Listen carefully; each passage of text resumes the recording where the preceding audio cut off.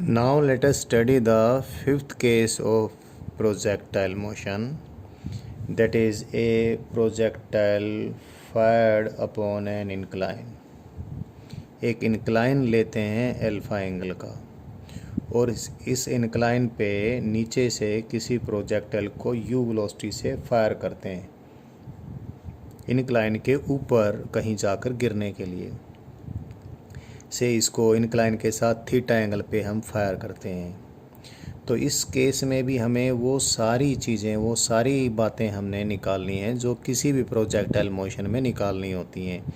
जैसे ये कितनी दूर जाकर इंक्लाइन पे गिरेगा, जिसको रेंज ओवर इंक्लाइन कहेंगे। ये हॉरिजॉन्टल रेंज नहीं कहेंगे। इंक्लाइन से अधिक कितनी ऊंचाई तक जाएगा, इसको हाइट अबव इंक्लाइन कहेंगे। इसका टाइम ऑफ फ्लाइट कितना होगा, ये तमाम बातें हमने निकालनी हैं। लेकिन इस केस को स्टडी करने के लिए हम हॉरिजॉन्टल डायरेक्शन को एक्स डायरेक्शन और वर्टिकल डायरेक्शन को वाई डायरेक्शन चूज करने के बजाय इंक्लाइन के पैरेलल डायरेक्शन को एक्स डायरेक्शन और इंक्लाइन के परपेंडिकुलर डायरेक्शन को हम वाई डायरेक्शन चूज कर लेते हैं। और हम अभी वैसे ही बाकी इस पूरी प्रॉब्लम को सॉल्व करेंगे जैसे और प्रोजेक्टाइल मोशन हमने सॉल्व किए हैं या स्टडी किए हैं। सबसे पहले क्या करेंगे, इनिशियल वेलोसिटी का एक्स और वाई कंपोनेंट बनाएंगे। ये इनिशियल वेलोसिटी का एक्स कंपोनेंट यू एक्स लिख दिया, ये इनिशियल वेलोसिटी का वाई कंपोनेंट हमने यू वाई लिख दिया। और यू वाई और यू एक्स आप देख सकते हो डायग्राम से। यू एक्स कितना होगा, यू एक्स होगा यू कोस थीटा, जैसा हर बार होता आया है क्योंकि ये एंगल थीटा है। और यू आई कितना होगा, वही यू साइन थीटा, क्योंकि एक्स डायरेक्शन के साथ यू वेक्टर का एंगल थीटा लिया है। लेकिन इस केस में एक बात थोड़ी चेंज हो जाएगी, क्योंकि धरती माता तो वर्टिकली डाउनवर्ड डायरेक्शन ही एक्सेलेरेशन प्रोड्यूस करती। Acceleration due to gravity is the same, that is g vector. But y direction is not now the vertical direction, this is y direction, and the x direction is this one is x direction, this is minus x direction, this is y direction, this is minus y direction. Since this angle is alpha, this is also alpha, तो g vector का इधर component कितना हो जाएगा, g cos alpha, और g vector का इधर कितना कंपोनेंट हो जाएगा, g sin अल्फा। तो अब प्रोजेक्टाइल बड़ा खुश होने वाला है। पहली बार बेचारे का एक्स कंपोनेंट एक्सेलेरेशन का नॉन जीरो होगा। ये एक्स डायरेक्शन है, ये माइनस एक्स डायरेक्शन है, तो एक्सेलेरेशन का x component minus g sine alpha हो गया और एक्सेलेरेशन का Y component minus g cos alpha हो गया। माइनस साइन आप आसानी से समझ सकते हो क्योंकि ये वाई डायरेक्शन है, ये नेगेटिव वाई डायरेक्शन है। तो u और a के एक्स वाई कंपोनेंट हमने लिख लिए हैं। अब जैसे हमेशा करते रहे, एक्स डायरेक्शन में भी सारी इक्वेशंस लिख लेते हैं। एक्स डायरेक्शन में किसी भी समय प्रोजेक्टाइल जब यहाँ पर है, ये कोई टाइम t है, इस जगह एक्स कोऑर्डिनेट यहाँ से यहाँ तक x है, वाई कोऑर्डिनेट y है, यहाँ पर वेलोसिटी v है। तो मैं दिखाना चाहूँ तो दिखा देता हूँ। यहाँ पर वेलोसिटी v है, वेलोसिटी के एक्स वाई कंपोनेंट बनाएंगे और एक्स और वाई कोऑर्डिनेट बनाएंगे। वो सारी चीज़ें जैसे लिखते रहें वैसे लिख देते हैं हम। तो एक्स डायरेक्शन में displacement at any time b, that is u x into t plus half into a x into t square. मैं यू एक्स की value u cos theta, a x की value minus g sine alpha, ये जब ज़रूरत पड़ेगी लिखता रहूँगा। किसी भी समय एक्स डायरेक्शन में वेलोसिटी का component v x is equal to u x plus a x into t, जब ज़रूरत पड़ेगी तो इस्तेमाल कर लूँगा। और वाई डायरेक्शन में भी ऐसी ही इक्वेशन बना लूँ। वाई डायरेक्शन में किसी भी टाइम पर y component of velocity is equal to u y plus a y into t. जौन सी इक्वेशन की ज़रूरत होगी मैं वैल्यूज़ पुट करके यूज़ कर लूँगा। और वाई डायरेक्शन में डिस्प्लेसमेंट भी कितना, y is equal to u y into t plus half into a y into t square. Initial position origin ली है मैंने, तो delta y is y minus zero as good as y. तो ये बात मैंने जैसे हर बार करता रहा वैसा मैंने लिखा है। और एक इक्वेशन और लिख लेते हैं वाई डायरेक्शन वाली, वो यूज़ होती रहती है। एक्स डायरेक्शन वाली तो इतनी यूज़ नहीं होती वो, इसलिए लिखते भी नहीं हम। V y square minus u y square is equal to twice of a y into delta y. So इन सब इक्वेशंस को यूज़ करके हम इस प्रोजेक्टाइल मोशन की भी स्टडी कर लेंगे, जैसे इससे पीछे सारी हमने की हैं। सबसे पहले फिर वही बात, क्या, time of flight. And I told you many times the time of flight is determined just by seeing how had been the displacement in how much will be the displacement in y direction from the time of throw to the time of fall। यहाँ से ये छोड़ा गया था और यहाँ पर गिरता है। इस पॉइंट और इस पॉइंट को देखते ही एकदम से समझ में आता है कि गिरने तक इसका y डायरेक्शन में कितना डिस्प्लेसमेंट है। यहाँ पर भी y कोऑर्डिनेट ज़ीरो था, यहाँ पर भी y कोऑर्डिनेट ज़ीरो है। अब y डायरेक्शन हमने ये ली है, तो y डायरेक्शन में गिरने तक डिस्प्लेसमेंट ज़ीरो है।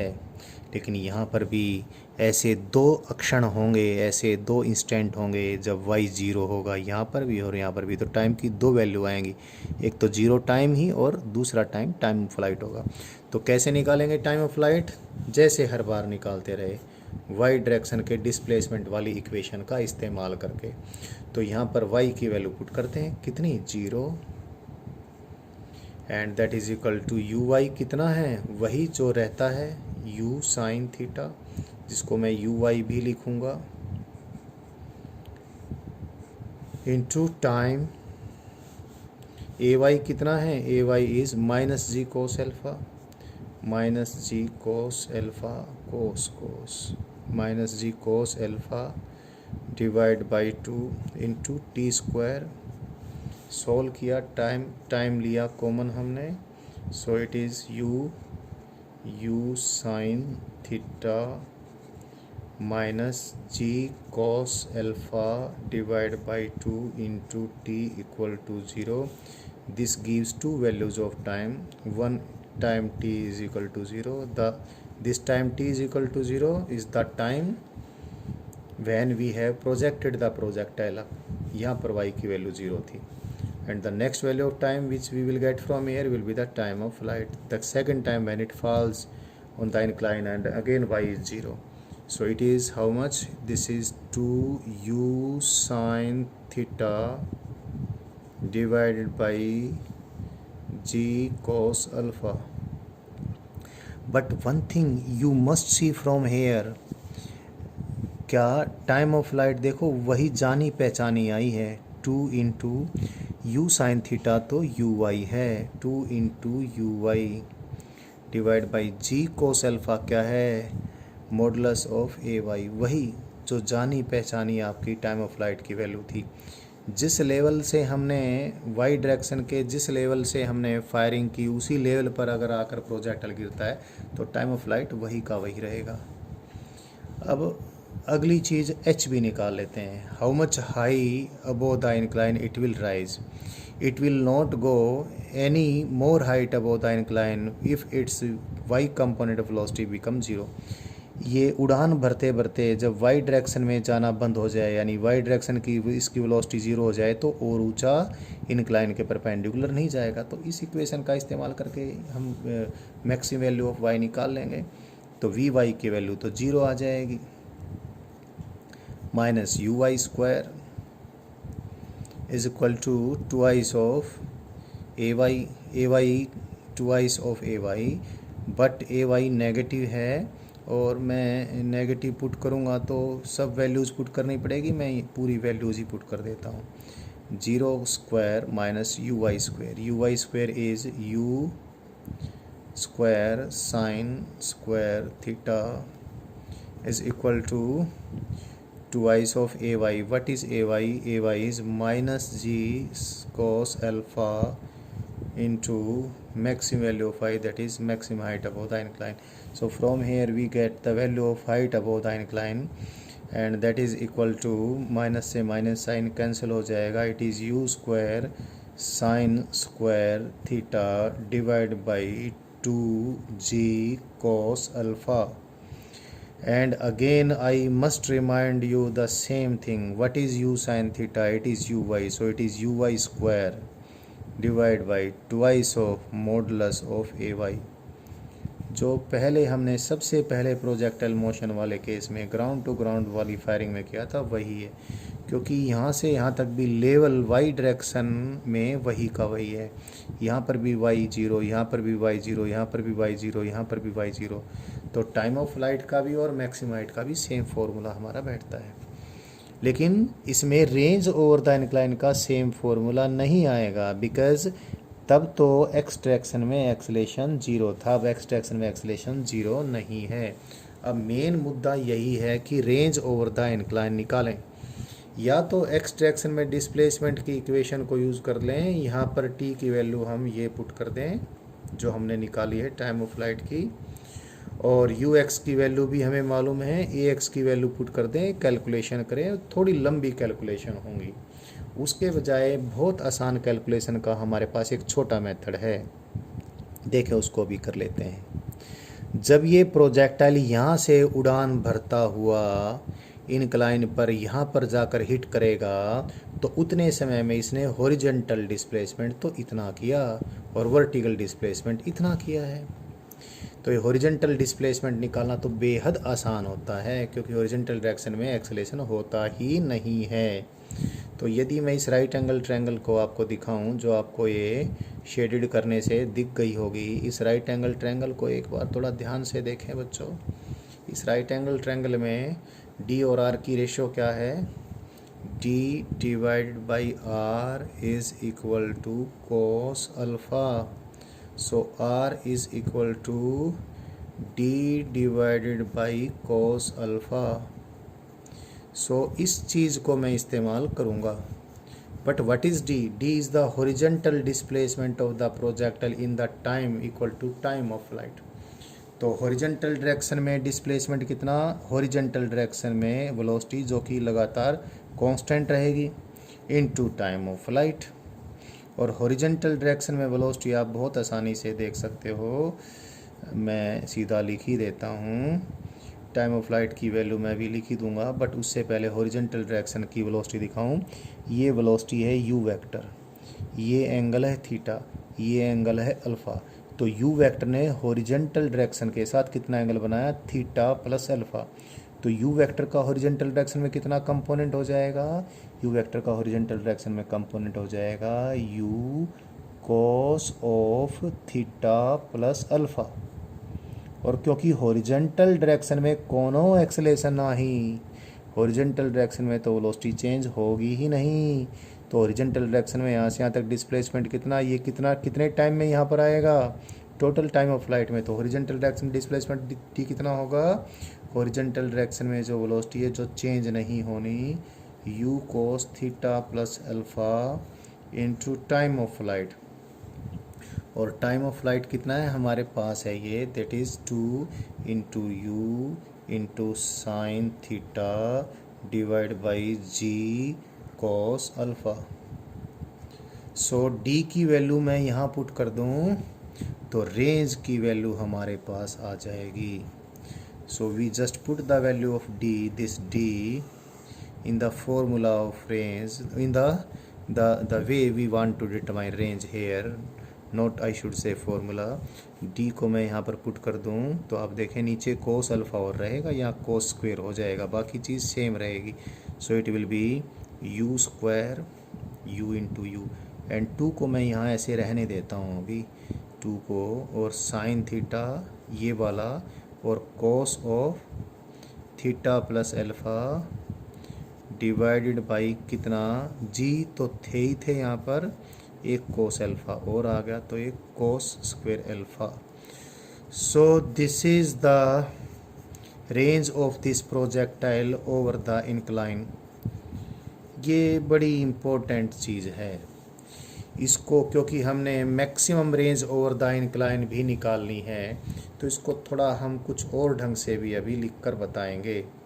अभी इसको लिख कर बताऊँ मैं, मुझे लगता है मुझे पेज चेंज करना ही पड़ेगा, कर लेता हूँ और ये दिखता भी रहे आपको, इसलिए देखें। अब एक चीज़ आपको मालूम है क्या, 2 sin A cos B, इसका फॉर्मूला, इसको हम इस ऐसे लिख सकते हैं, it is sin A plus B। इसको हम खोल के ऐसे लिख सकते हैं, plus sin A minus B। तो अब यहाँ पर देखें, हमारे पास यहाँ पर है वट, ये है हमारे पास 2, ये वाला, ये देखो आप रेंज में 2 sin theta into cos theta plus alpha.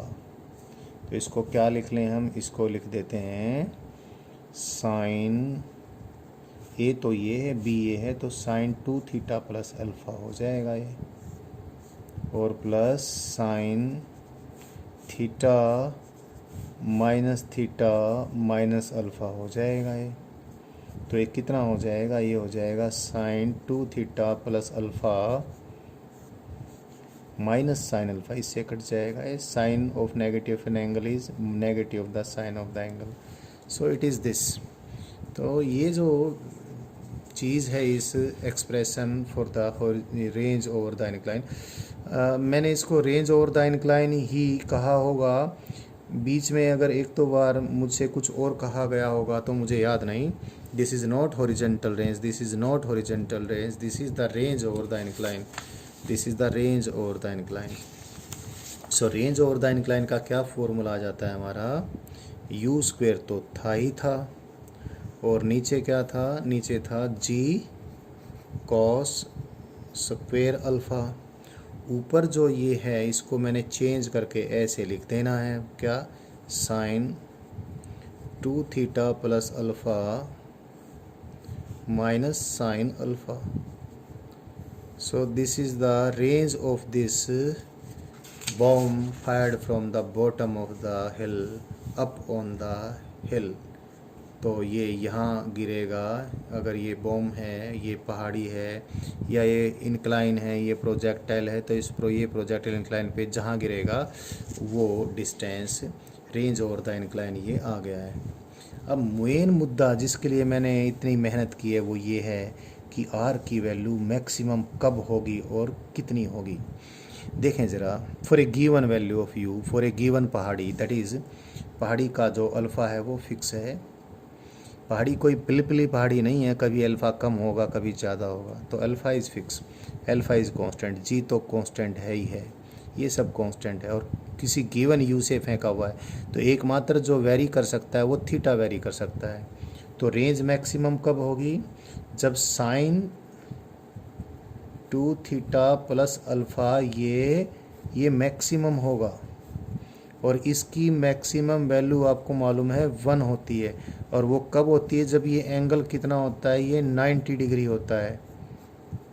और ये 90 डिग्री कब होगा, जब थीटा कितना होगा, ये अल्फ़ा इधर भेज देता हूँ मैं, π/4 यानी 45 डिग्री माइनस अल्फ़ा बाई 2। तो जब थीटा इतना हो, जितने एंगल पे हमने फायरिंग की है, कि थीटा कितना हो, ये इतना हो, π/4, 45 डिग्री से कुछ कम हो, π/4 माइनस अल्फ़ा का आधा, इतना ये एंगल हो, और हम फायरिंग करें, तो रेंज मैक्सिमम होगी, क्योंकि ये चीज़ मैक्सिमम हो जाएगी। और रेंज की मैक्सिमम वैल्यू कितनी होगी, ये भी बहुत इम्पोर्टेंट है, that is u square upon g cos square alpha. तो हमने लिख ही दिया, और इसको क्या लिख दूँ मैं, इसको लिख दूँ 1 माइनस साइन अल्फ़ा, ये मैंने लिख दिया है।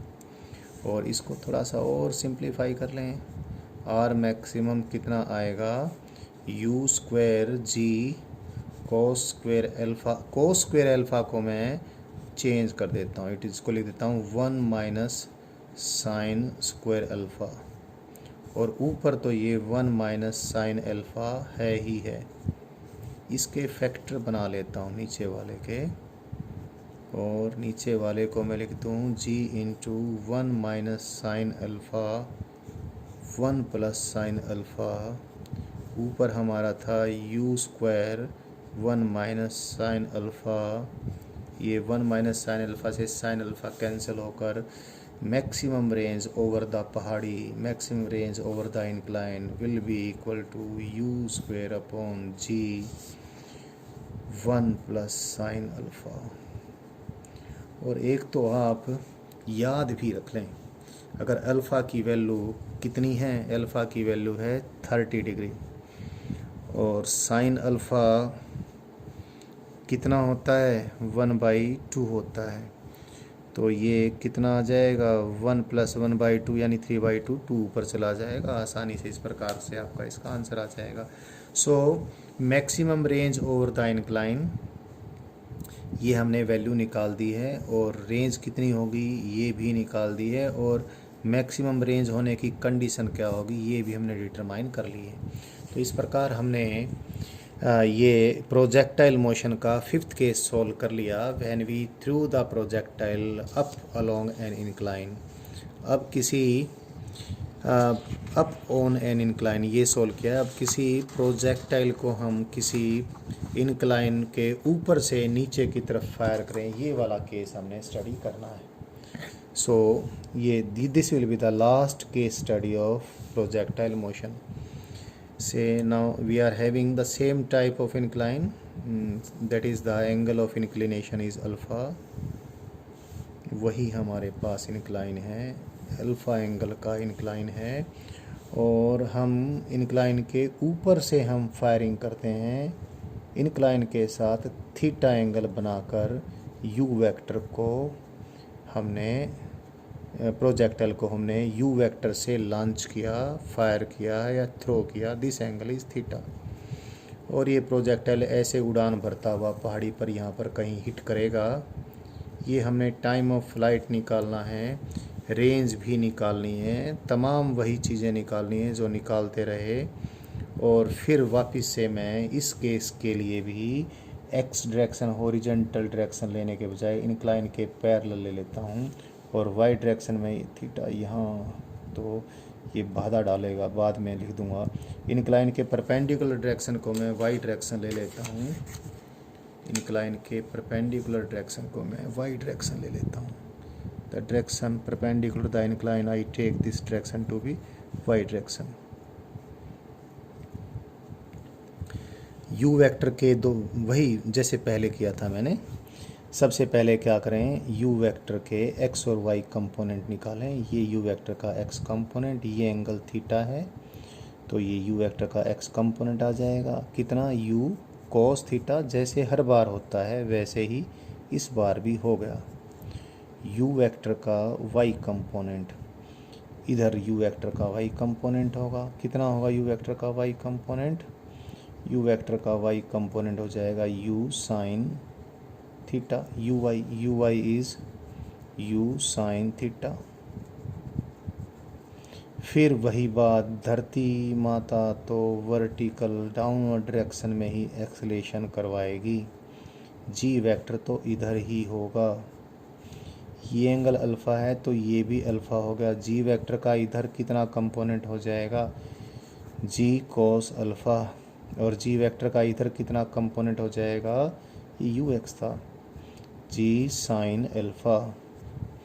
सो एक्सेलेरेशन का y कंपोनेंट, ऊपर वाली डायरेक्शन y डायरेक्शन है, ये माइनस y डायरेक्शन है, तो एक्सेलेरेशन का y कंपोनेंट कितना, it is minus g cos alpha. और x डायरेक्शन तो इधर ही है जिधर g वेक्टर का x डायरेक्शन में कंपोनेंट है, तो ax तो इस केस में पॉजिटिव आएगा क्योंकि ये पॉजिटिव x डायरेक्शन है, that is g sign alpha. ये सारे कंपोनेंट्स हमने बना लिए हैं। अब बात ये कि वो सारी इक्वेशन जो लिखकर हम सोल्व करते हैं, मैं उसकी ज़रूरत नहीं समझता, बार बार वही लिखनी होती है। जिसकी मुझे नीड होगी वो यहाँ पर लिखकर चीज़ों को मैं सोल्व करके बता देता हूँ। तो सबसे पहले हम निकाल लें टाइम ऑफ फ्लाइट। वही बात जो बार बार हुई। जिस प्रकार से मैंने आपको फिफ्थ केस में बताया था, वो डायरेक्ट भी लिख सकता हूँ, लेकिन फिर भी एक बार निकाल के देख लेते हैं। यहाँ पर y कोऑर्डिनेट 0, यहाँ पर y कोऑर्डिनेट 0, तो टाइम ऑफ फ्लाइट निकालने के लिए y डायरेक्शन में डिस्प्लेसमेंट की इक्वेशन यूज़ करनी पड़ेगी।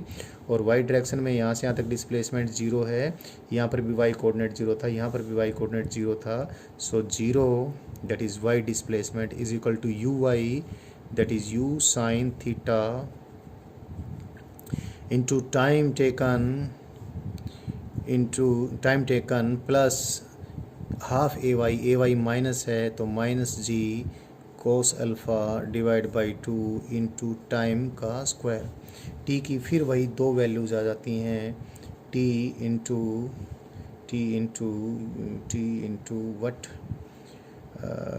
Into u sine theta minus g cos alpha divide by 2 into t equal to 0। So t की एक तो वैल्यू 0 आई गई, कौन सी, जब यहाँ से फायर किया था।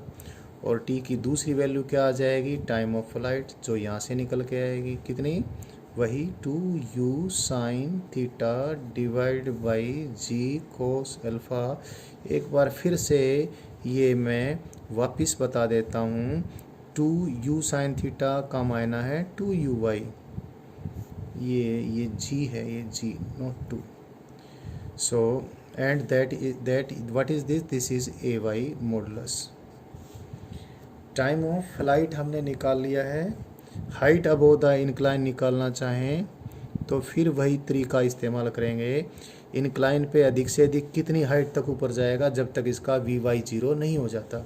तो वी वाई की equation v y square minus u y square is equal to twice of a y into y direction में डिस्प्लेसमेंट, इसका इस्तेमाल कर लेते हैं। तो यहाँ पर वी वाई तो 0 हो जाएगी, यहाँ इसको मैं यूज़ कर लेता हूँ v y 0 minus u y कितना है, यू वाई है यू साइन थीटा, इसका square u square sine square theta. A y कितना है, ये रहा माइनस जी, तो minus 2 into g minus g cos alpha, minus 2g cos alpha into, क्योंकि वी वाई यहाँ पर 0 हो गई तो हाइट मैक्सिमम आ जाएगी over the incline. Again we get the same thing, maximum height over the incline is u square sine square theta divide by 2g cos alpha, and you know this is what, this is u y square divide by twice of modulus of a y. एक बार फिर वही बात आ जाती है, लेकिन सबसे important बात है range over the incline, this range over the incline. इसको जैसे पिछला केस किया था वैसे इसको भी करूँगा। यहाँ से जब ये गिरेगा, यहाँ से चल के यहाँ आएगा तो टाइम कितना है, टोटल टाइम ऑफ फ्लाइट के बराबर। और इतने टाइम में इसने इतना डिस्प्लेसमेंट हॉरिजॉन्टल डायरेक्शन में किया है। तो इस ट्रायंगल को आप एक बार देख लीजिए, ये एंगल अल्फ़ा है तो ये भी अल्फ़ा है। इस शेडेड ट्रायंगल को आप देखें तो आर की वैल्यू कितनी आई, वही जैसे पिछले केस में था, d divide by cos alpha. And what is d, d is the horizontal displacement of the projectile in the total time equal to time of flight. तो क्या करें इसको, यू हॉरिजॉन्टल जो कि कभी चेंज ही नहीं होती into total time of flight करते हैं। हॉरिजॉन्टल डायरेक्शन वेलोसिटी देखें भाई, ये आपका है प्रोजेक्टाइल, ये टोटल एंगल थीटा है, और ये एंगल अल्फ़ा है तो ये भी एंगल अल्फ़ा है। तो हॉरिजॉन्टल डायरेक्शन के साथ प्रोजेक्टाइल ने, यू वेक्टर ने इतना एंगल बनाया है, जो कि कितना है, total theta minus alpha. So you vector का अलग से दिखा देता हूँ मैं, यहाँ पर देख लीजिए, ये हॉरिजॉन्टल डायरेक्शन है, ये हॉरिजॉन्टल डायरेक्शन है, इंक्लाइन का एंगल ये जितना अल्फ़ा था उतना ही अल्टरनेट एंगल ये अल्फ़ा। और प्रोजेक्टाइल को हमने यहाँ से ऐसे फायर किया था, और ये टोटल एंगल था, ये एंगल था थीटा, थीटा में से अल्फ़ा चला गया तो कितना रह गया, ये रह गया थीटा माइनस अल्फ़ा। तो यू वेक्टर का हॉरिजॉन्टल कंपोनेंट कितना हो जाएगा, you cos theta minus alpha. तो हॉरिजॉन्टल वेलोसिटी जो चेंज ही नहीं होगी, क्योंकि हॉरिजॉन्टल डायरेक्शन में धरती माता कोई एक्सेलेरेशन नहीं लगाती हैं, इंटू टाइम ऑफ फ्लाइट, जिसकी वैल्यू हम पहले निकाल चुके। सो डी को हम डिवाइड कर देंगे किससे, डी को डिवाइड कर देंगे कोस अल्फ़ा से, कोस अल्फ़ा से, कोस अल्फ़ा से। तो क्या आ जाएगा, रेंज आ जाएगी, range over the incline. So the range over the incline is you cos theta minus alpha divide by this cos alpha and then put the value of t. T is 2u sin theta divided by g cos alpha. So we get it is u square twice of sin theta into cos of theta minus alpha divided by g cos square alpha. फिर हम इसमें वही बात लगाएं, twice of sine A into cos B. मैं अब directly इसको लिख देता हूँ, यू स्क्वेयर को तो यूँ का यूँ बनाए रखूँ, divide by g cos square alpha को भी मैं वैसे ही रखूँ, और बस इसको मैं ये इसको एंगल ए लिया, इसको बी लिया, तो साइन ए प्लस बी कितना आ जाएगा, ये आ जाएगा 2 थीटा माइनस अल्फ़ा।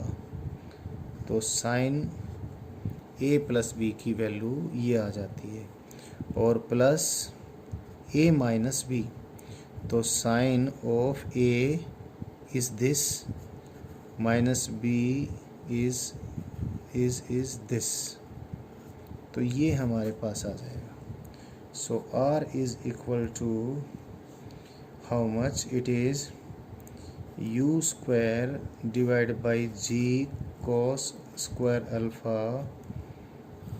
ये sin 2 थीटा माइनस अल्फ़ा और प्लस साइन अल्फ़ा। इसमें भी वही बात करने वाले हैं हम कि रेंज मैक्सिमम कब होगी, जब ये चीज़ मैक्सिमम होगी। कब, जब साइन 2 थीटा माइनस अल्फ़ा ये मैक्सिमम हो, और इसकी मैक्सिमम वैल्यू 1 होती है। और ये कब होगा, जब 2 थीटा माइनस अल्फ़ा ये 90 डिग्री हो, यानी जब 2 थीटा कितना हो, π/2 प्लस अल्फ़ा हो, यानी जब थीटा कितना हो 45 डिग्री प्लस अल्फ़ा बाई 2 हो। तो जब इतने एंगल पे हम ऊपर से फायरिंग करेंगे तब रेंज मैक्सिमम होगी। और रेंज की मैक्सिमम वैल्यू मैंने ध्यान नहीं रखा, कहीं ये आउट ऑफ फोकस ना हो गया हो, नीचे वाला पार्ट वापस दिखा देता हूँ मैं, ऊपर इसको ले गया। मैंने ये बताना कि रेंज मैक्सिमम कब होगी और कितनी मैक्सिमम होगी, तो बाकी सब चीज़ तो फिक्स्ड हैं, इसको मैक्सिमम होना पड़ेगा, और इसकी मैक्सिमम वैल्यू 1 होती है। और ये कब होती है, जब ये एंगल कितना हो 90 डिग्री हो, तो इससे थीटा की कंडीशन आ गई। अब रेंज की मैक्सिमम वैल्यू लिख लेता हूँ। रेंज की मैक्सिमम वैल्यू कितनी होएगी, ये u square divide by g cos square alpha and into this is 1 plus sine alpha. इसको भी मैं वैसे ही कर देता हूँ जैसे पिछले केस में किया था हमने। क्या, कोस स्क्वायर अल्फ़ा को मैं क्या लिख दूँ, इस कोस स्क्वायर अल्फ़ा को लिख दूँ 1 माइनस साइन स्क्वायर अल्फ़ा से इसको रिप्लेस कर देता हूँ, और बाकी चीज़ें यूँ की यूँ मैंने लिख दी।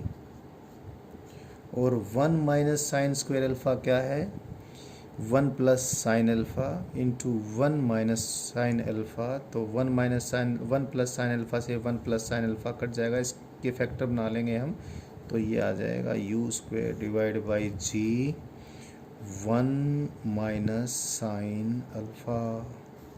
सो this is the maximum range of a projectile fired down an incline. आपको मैं याद करवाऊं कि अभी हमने जो प्रोजेक्टाइल को ऊपर की तरफ फेंका था तो उसकी मैक्सिमम रेंज कितनी आई थी। जिसको हमने प्रोजेक्टाइल को पहाड़ी के ऊपर फेंका था उसकी मैक्सिमम रेंज कितनी थी, कंपेयर आप कर लीजिए। ये थी u square divide by g into 1 plus sine alpha, और ये कितनी है, u square divide by g 1 minus sine alpha. जैसे एक पॉपुलर सा क्वेश्चन आता है, उसमें ये आता है कोई पहाड़ी है, कोई इंक्लाइन है 30 डिग्री की, और किसी गिवन स्पीड से उस पहाड़ी पे कोई प्रोजेक्टाइल नीचे से ऊपर की तरफ भी फेंका जाता है और ऊपर से नीचे की तरफ भी फेंका जाता है। तो दोनों केसेस में मैक्सिमम रेंज की आप वैल्यूज़ जो भी आए उनकी रेशो बताओ। तो पहले तो ये देखें, ऊपर से नीचे की तरफ जो रेंज आती है उसको मैं R1 बोल दूँ, इसको R डाउन बोल देता हूँ, नीचे की तरफ फेंका है। तो ये मैक्सिमम रेंज कितनी, 30 डिग्री के केस में ये मैं लिख देता हूँ, it is u square divide by g and 1 minus sine 30 that is 1/2। तो it is g this one, so 2 ऊपर चला जाएगा तो ये 2 u square divide by g आ गया। और अब आर अप ले लेता हूँ, आर अप मैक्सिमम,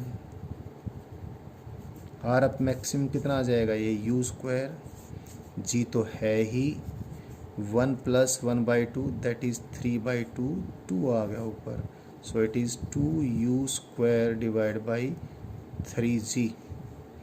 अब आप रेशो ले लीजिए, आर डाउन की मैक्सिमम वैल्यू, आर डाउन की maximum value divide by R up की मैक्सिमम वैल्यू,